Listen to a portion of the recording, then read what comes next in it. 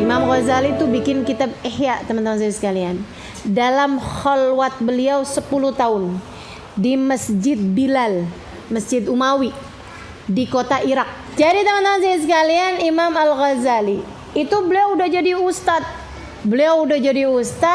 Kemudian beliau liatin, waduh ternyata hati saya belum kemana-mana nih katanya. Saya nih belum ngedidik hati saya nih, masih berantakan begini nih hati saya. Beliau sudah punya murid, sudah punya kitab yang beliau karang banyak, teman-teman sekalian. Imam Ghazali ini orang yang dikasih kesempurnaan akal. Akalnya sempurna. Tingkat kemakrifatannya tertinggi, saudara sekalian. Di antara hamba-hamba tentu saja sesudah Nabi Muhammad, sesudah Sayyidina Ali, kan ya, sesudah para khulafaur rasyidin. Nah, ini Imam Al-Ghazali merupakan kummal ar-rijal, orang-orang sempurna dari kalangan hamba-hamba Allah Subhanahu wa taala. Imam Ghazali mikir kok saya belum kemana-mana nih ya. Ini kok saya masih terus-terusan perang menghadapi hawa nafsu begini nih. Tinggalin aja dah semuanya. Ditinggalin. Bukan karena patah hati. Bukan. Tapi justru karena dia merasa kok hidup saya nggak bener-bener nih.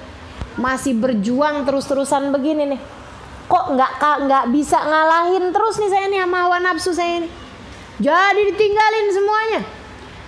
Dia kemudian pergi meninggalkan muridnya, meninggalkan keluarganya, meninggalkan semuanya, berangkat pergi haji. Teman-teman sekalian, memang waktunya haji. Habis dari pergi haji itu, beliau kemudian pergi ke Irak. Kenapa kok pakai pergi haji dulu, nggak langsung ke Irak? Biar mengelabuhi orang-orang buat nyari beliau. Jadi beliau kabur. Memang beliau kabur, beliau tinggalin semuanya. Jadi nih muridnya apa segala macam udah diserahkan kepada saudaranya untuk dididik selama beliau nggak ada di sana, gitu kan ya. Keluarganya semua udah dititip-titipin nafkahnya apa semuanya sama siapa kayak gitu, udah dirapiin gitu sama beliau. Beliau kemudian kabur, nggak ada sesiapapun yang dikasih tahu kemana beliau pergi. Kepergian beliau itu sampai membuat pimpinan negara, ibarat katanya nih gubernurnya daerah tempat beliau tinggal itu sampai nyari beliau karena memang dianggap sebagai ulama terbesar pada zaman tersebut, tiba-tiba kabur. Jadi dicariin kemana-mana yang nggak ketemu gitu. Beliau haji, habis selesai haji kemudian beliau pergi ke Irak. Di Irak itu beliau tinggal di menaranya Masjid Umawi, masjidnya Sayyidina Bilal, masjid yang dibangun Sayyidina Bilal bin Rabah. Beliau naik ke atas sana itu. Sayyidina Bilal itu kan perginya ke Irak. Habis Nabi Muhammad wafat, beliau hijrahnya ke Irak, teman-teman saya sekalian.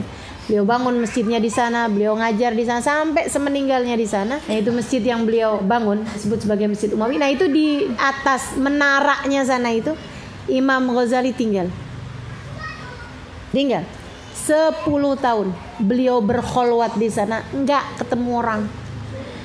Cuman turun buat sholat fardu sama sholat Jumat di masjid. Selebihnya beliau di atas. Udah, nggak ketemu orang, nggak ngapain. Ngapain beliau? Antara dia sama Allah Subhanahu Wa Taala. Beliau nulis kitab Ihya selama di atas tersebut itu. Ilmunya beliau itu 4 jilid, teman-teman saya sekalian, sampai ulama bilang kadal ihya an yakuna Qur'anan. Ihya itu dari dalamnya sampai hampir, maksudnya kitab terdalam sesudah Al-Qur'an.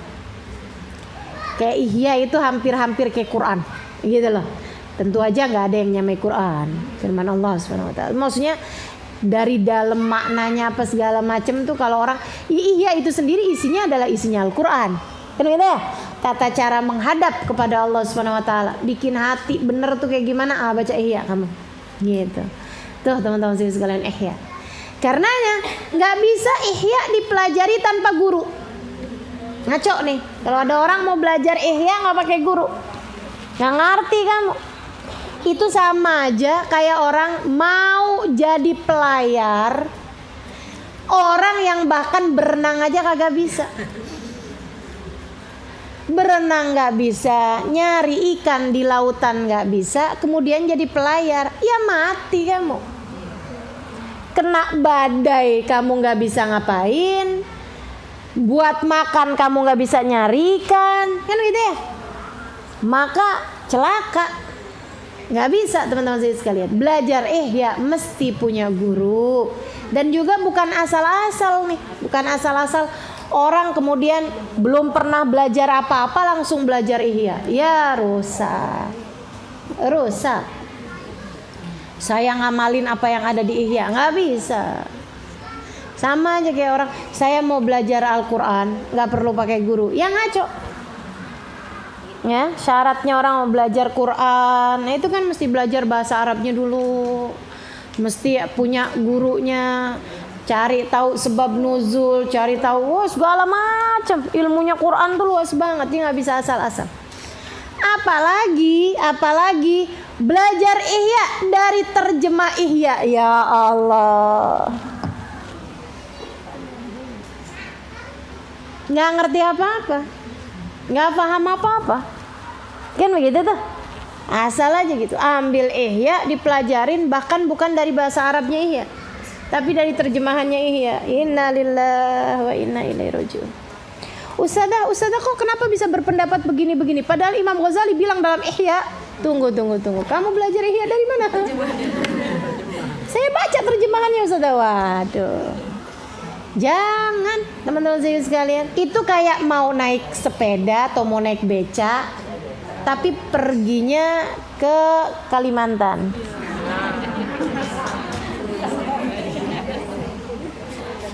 Nggak akan pernah sampai, kan begitu ya? Nggak akan nyampe teman-teman saya sekalian. Udah nggak usah gaya-gaya, udah.